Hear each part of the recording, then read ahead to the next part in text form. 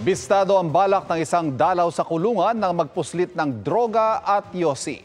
Ang kontrabando itinago raw sa ari ng suspect. Nakatutok si Nico Wahe. Conjugal visit ang pakisanan ng 45 anyos na babaeng yan sa Caloocan City Jail nitong Biyernes ng hapon. Pero ang babae hindi na umabot pa sa piling ng kanyang mister sa kulungan. Nadiskubre kasi ang balak nito magpasok ng illegal na droga.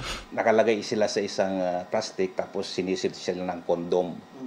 Tapos in-insert sa, alam naman natin yung fiber, very elastic yan. Papasok talaga po. Bukod sa 6 na sachet ng mga hinihinalang shabu, may kasama pang 6 na pong stick ng sigarilyo sa kodom at itinangkaring ipuslit, may mga aluminum foil din kasama.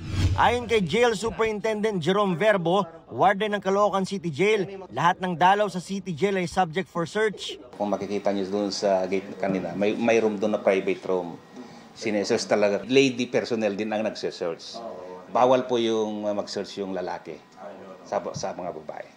Ayon kay Verbo, may kinalaman din sa illegal na droga ang kaso ng mister ng babae. Illegal possession of drugs ang kaharaping kaso ng suspect na nakakulong na sa isang temporary facility ng BJMP. Hindi na muna pumayag ang Caloocan City Jail na makapanayamang suspect dahil gumugulong na ang investigasyon. Para sa GMA Integrated News, Nico Wahe, nakatutok 24 oras. Mga kapuso, patuloy na tumutok sa mga balita, mag-subscribe sa GMA Integrated News sa YouTube. Sa mga kapuso abroad, samahan nyo kami sa GMA Pinoy TV at www.gmanews.tv.